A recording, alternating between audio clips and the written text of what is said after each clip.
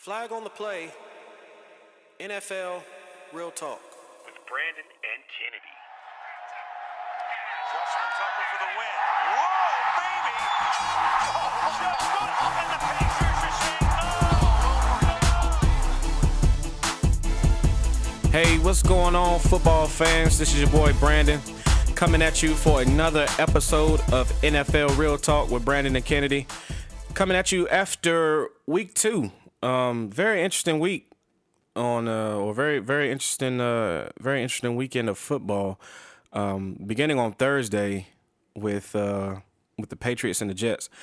But we'll get back to that game in a second. But I want to start off this show with some breaking news. Probably sure by the time you're listening to this that you've already heard about it. But breaking news: the Cleveland Browns have traded first-round running back Trent Richardson to the Indianapolis Colts for a first-round pick in the 2014 NFL Draft. Yeah, I know. I'm shocked as well. Of course, the Browns they're under new management, and they're going a little bit different direction with things, but the Browns they've jumped the gun. They've said, all right, we've seen enough. You're not what we're looking for. You're not what we're going to need going forward. And pretty much see you. And the Colts pretty much get a franchise running back in Trent Richardson for a first round pick. This after Vic Ballard, tears his ACL in practice last week. I posted about that on the website, nflrealtalk.weebly.com. Great website. Go there if you haven't. That's nflrealtalk.weebly.com. I think I said at weebly.com a minute ago, but it's nflrealtalk.weebly.com. Go there. I promise you, you'll love it. Anyways, so that's big news. Kind of surprised that the Browns they're holding on to Brandon Weeden, but they're going to trade Trent Richardson. How do you like that? Brandon Weeden gets to stay, but Trent Richardson gets the boot. Yeah, that one doesn't make sense. But all this move goes to show you is that the Cleveland Browns will forever be the Cleveland Browns. They're sorry in the NFL. They're sorry teams. They're terrible teams. And then they're the Cleveland Browns. And then under that level is the Jacksonville Jaguars. But that's neither here nor there. That's another conversation for another day. We're not going to bash on the Jaguars today. They know how terrible they are. So we're not going to waste our time on them. Sorry, all you Jaguars fans listening. But it is what it is. Anyways, moving on. We're going to go back to our Thursday night game, which was the New York Jets at New England. And to be completely honest with you, for anybody that was watching that game, man, was that hard to watch or what? That was tough to watch. Normally, you get a game, Tom Brady and the Patriots. Normally, it's an exciting game. You see some good, efficient offense. Not so on Thursday night. Definitely not the case. For a second, you would have thought that the Jets had switched to the Patriots uniforms, and the Patriots, the Patriots didn't switch to the Jets uniforms because the Jets were equally as bad on Thursday night. But you get my point. It looked as though New England was completely out of sync throughout the entire game. Minus Tom Brady's touchdown to Aaron Dobson, they look completely out of sync for a Bill Belichick coach team. And it just so happens that, Danny Amendola, he's out 4 to 6 week groin injury. Right. But what I got from that game was a couple things. One, Geno Smith still horrible. 2, Tom Brady desperately misses Wes Welker and Rob Gronkowski for that matter. And there's an article on this game up on the site. Again, that's nflrealtalk.weebly.com. But that number two, Tom Brady, he misses his weapons. He misses Wes Welker, who's partying big time out in Denver with Peyton Manning. But he's missing Welker. He's missing Gronkowski. He's missing that other, Hernandez guy. We're not going to go there. And number three, the New England Patriots can't run the ball. Now, I will say that they run it better than some teams like Dallas. And we'll get to them in a second. We'll get to Dallas in a second. But they run it okay, but the way the passing game is right now, they need to be running it a lot better than what they're doing right now. Tom Brady looked as bad Thursday night as I've ever seen him since he's been a starting quarterback in this league. I mean, the guy, he was yelling, he was pissed off, he was yelling at receivers, jumping all down their throats. I mean, it was something to see. If you've never seen Tom Brady get really angry, go back and watch that game. But he was 19 of 39 for 185 yards and 1 touchdown. Very un-Brady-like. And I wonder why that is. We already said it. Reason number 2. He misses Wes Welker and Rob Gronkowski. He goes 19 of 39. 13 of those went to Julian Edelman. 13 of 19 completions went to Julian Edelman. 3 went to Aaron Dobson, 1 of which was a touchdown. 2 to Kimbrell Tompkins, who's supposed to be really good, but hasn't looked anywhere close to it so far. And 1 pass to James Devlin, whoever the heck that is. But anyway, you get my point. New England, you got to do better. You're the New England Patriots. Bill Belichick, Robert Kraft, Tom Brady. I'm sorry, but you've spoiled your fans, so you've got to do better. You can't struggle against subpar teams like the New York Jets. Folks, let me tell you something. The Jets are horrible. They're horrible. Yeah, they won week 1. They got lucky against the Bucs on a horrible penalty call at the end of the game. But that was week 1. The Patriots allowed the Jets to push them to the limit on Thursday night, and that simply cannot happen if you're going to play winning football for New England. Now, I spoke about Geno Smith in this game. I'm not even going to spend too much time on that dude because at this point, I think New York may be better off giving Jeff George a call. Yeah, I said Jeff George. They may be better off giving him a call because Geno Smith, I mean, of course, he's a rookie. It's only 2 games. I know. But come on, man. The last 2 interceptions that this guy threw, I think he threw all 3 of his interceptions in the 4th quarter. But the last 2 interceptions that this dude threw, you had it made you wonder, like, did the New England defensive backs have, Jets white and green on the back of their jersey, so he threw it over there too? I mean, I don't know. Anyway, they didn't have to fight for the ball. All they had to do was turn around, and the ball was right there. And I know it was raining, weather was bad, whatever. The dude was bad, and he's looked terrible these first 2 games. Terrible. So, I mean, I don't know. Things to work out on both sides of the defense for New England and the Jets. But anyways, we're gonna move on. I want to talk about a couple games on Sunday. I want to start with the Dallas-Kansas City game. Now, we're all familiar.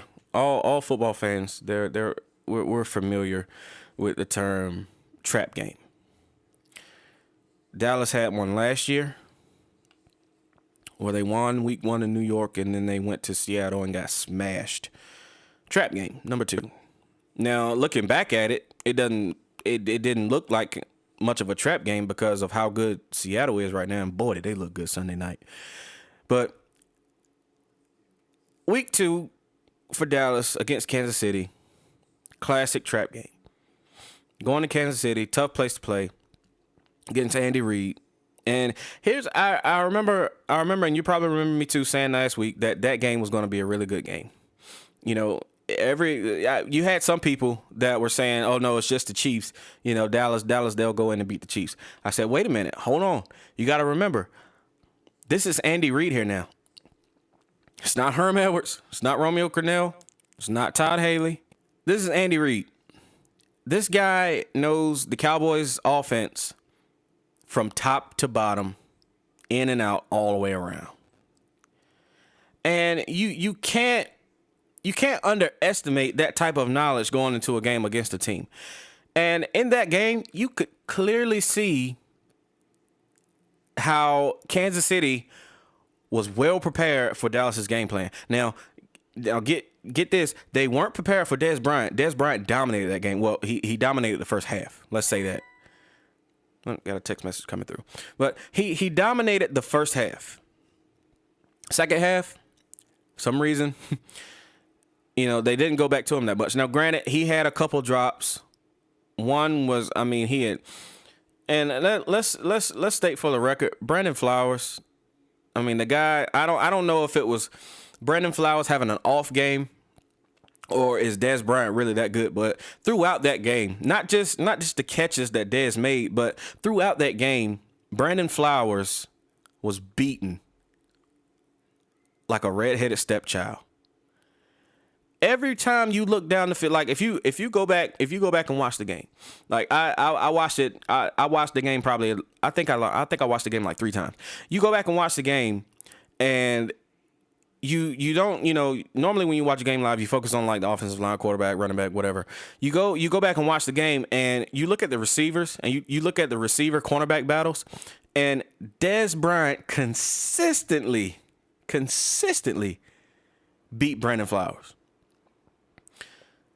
Now, why Tony Romo didn't go back to him that much in the second half is beyond me. But another thing about this game, and it drives me nuts about the Cowboys. You go into the season talking about balance. It's one of Jason Garrett's favorite terms to use. Balance, offensive balance. They bring Bill Callahan in. Or they brought him in last year, but he's calling plays this year.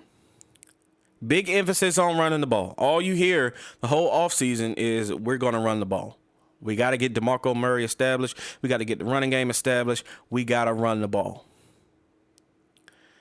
And Sunday, you look at them try to run the ball, and yeah, they're successful on some plays.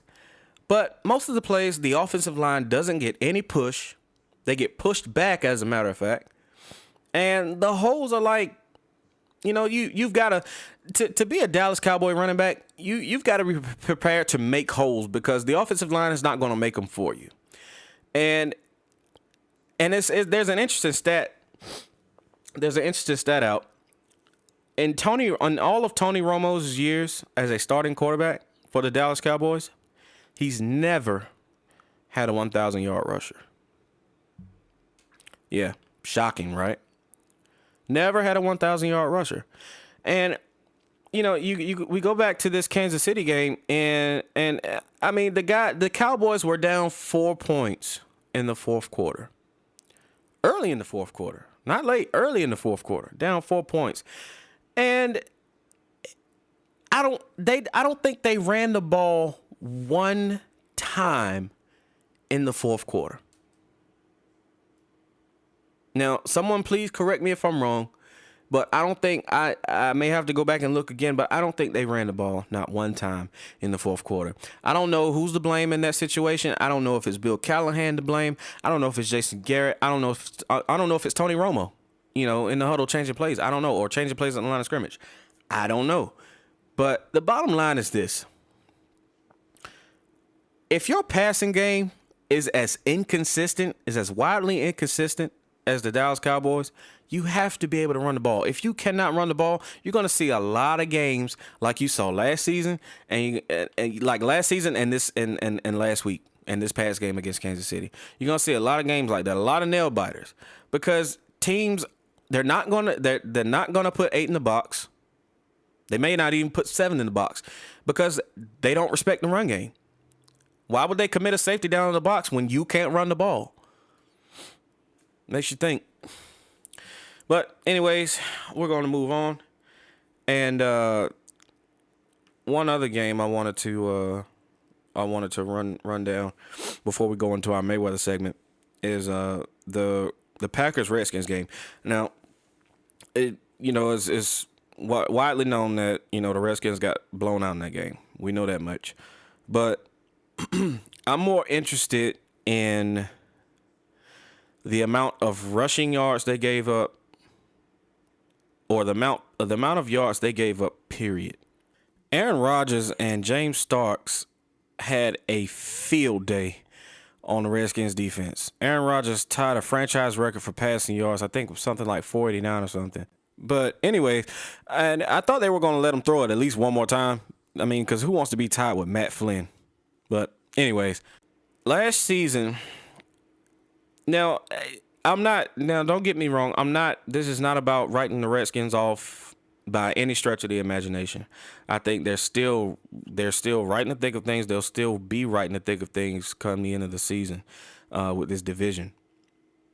Because let's face it, nobody's going to run away with this division. NFC East is wide open.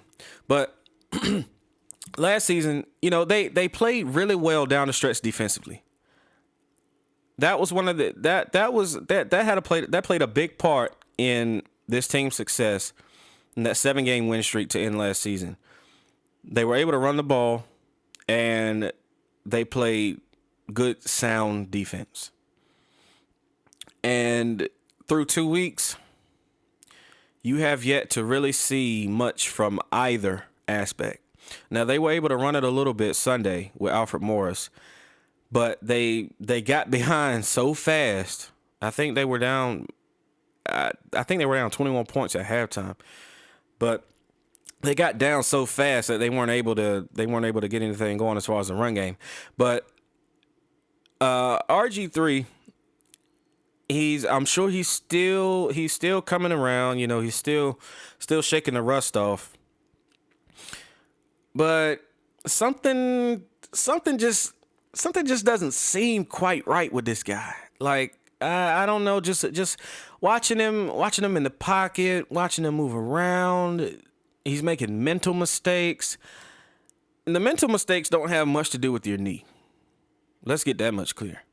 So you've got that. And then, he just, they were saying how, they've like the Packers, they pretty much prepared well defensively for the read option. I get that, but there's other ways that you can scramble as a quarterback. If you want to get out of the pocket and scramble, you can scramble. Just ask Michael Vick. He's made a career out of it. But something it doesn't seem quite right with him. I don't know. Maybe he still feels a little apprehensive about the knee. Maybe it's his wife. I don't know. That was wrong. But I don't know. Something it still doesn't seem quite right with this guy. Now, he did, just like week 1 against the Eagles, he did look better towards the end of the game. I'll give him that. They've got Detroit at home this week. Detroit didn't fare too well out in Arizona this past week. So that should be an interesting matchup. But I'm anxious to see how this game's going to go as far as RG3 is concerned. Been in the media all week, just like he normally is, diva quarterback, about his lack of running and the lack of running the read option and whatnot. So it'll be interesting to see what happens in this game, how the offense plays out. Personally, they need to get the running game started early and often. They want to beat the Lions, but I'm not going to go into a whole game preview. But yeah, that's pretty much my thoughts on that. And I'm going to send it to DC, District of Columbia, to my main man Kennedy for the Mayweather segment. I'll see you guys in a few.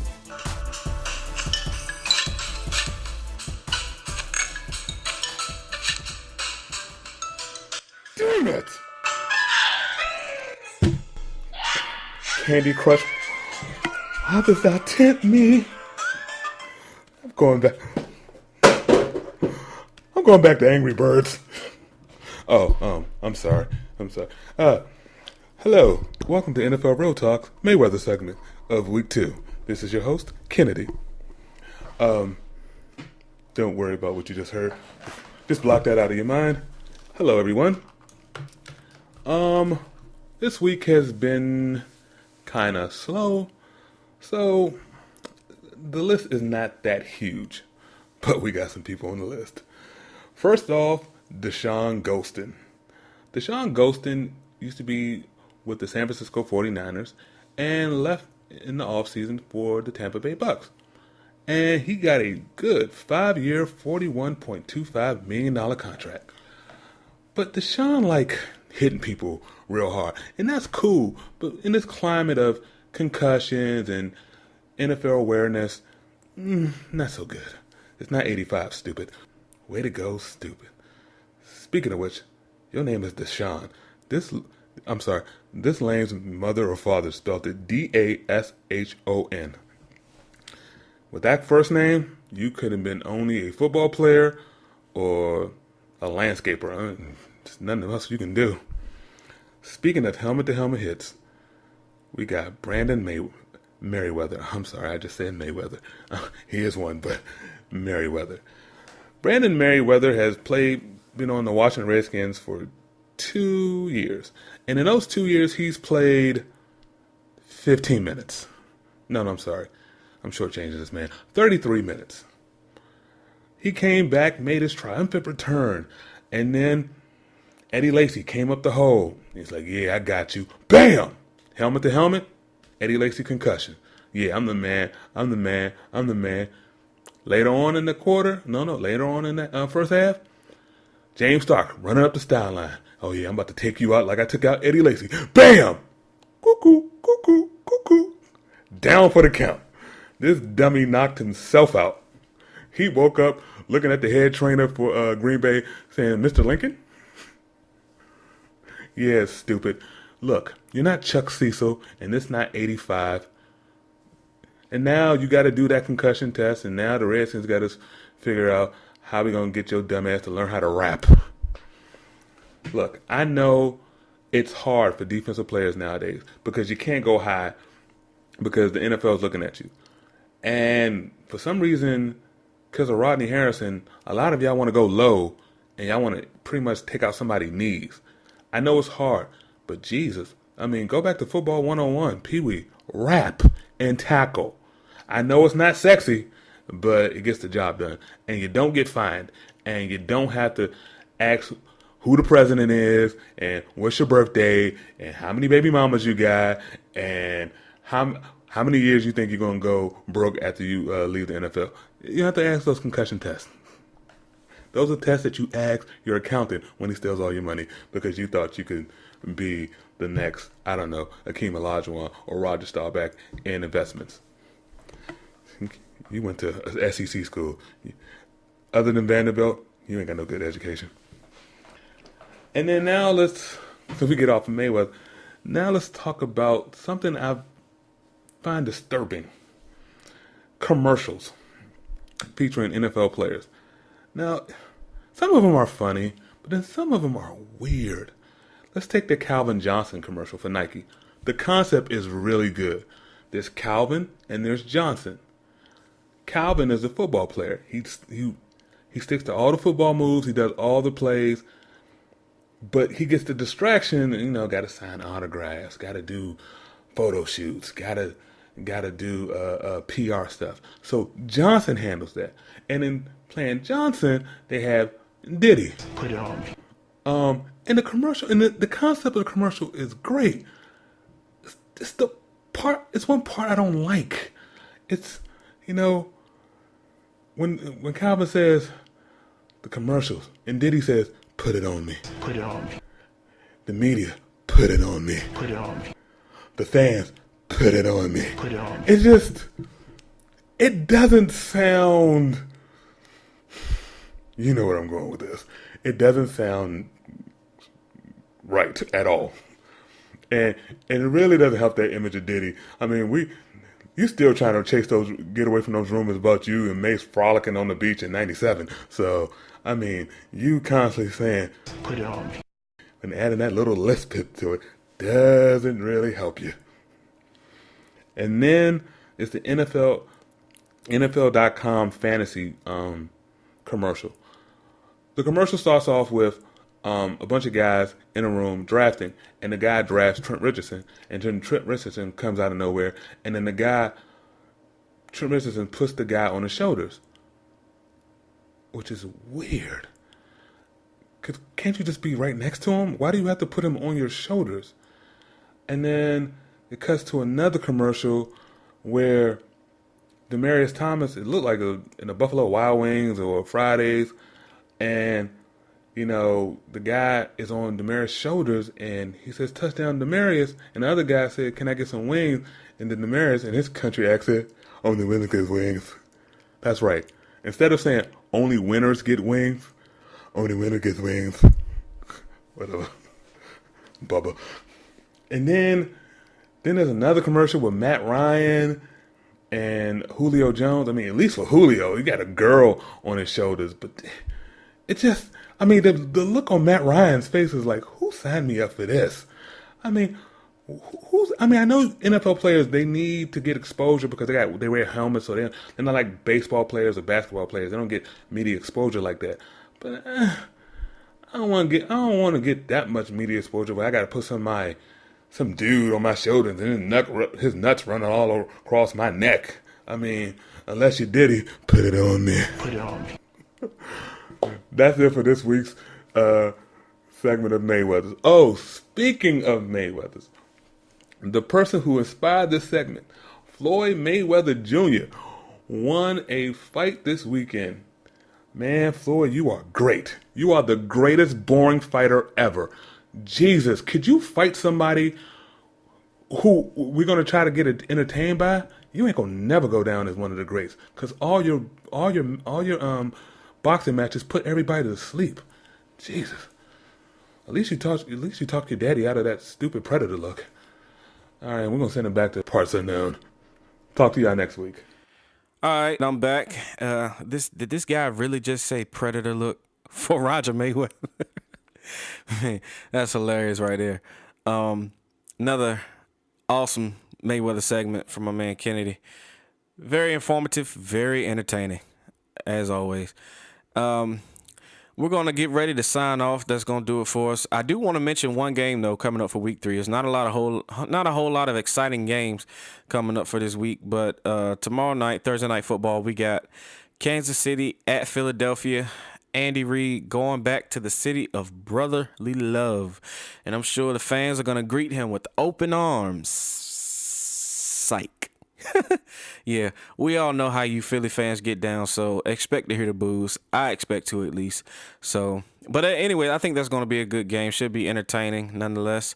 And with that being said, we're going to get ready to sign off. This has been another episode of NFL Real Talk with Brandon and Kennedy.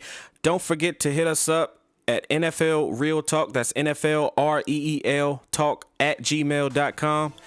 And hit us up on the web, nflrealtalk.weebly.com. That's NFLREEL talk.weebly.com.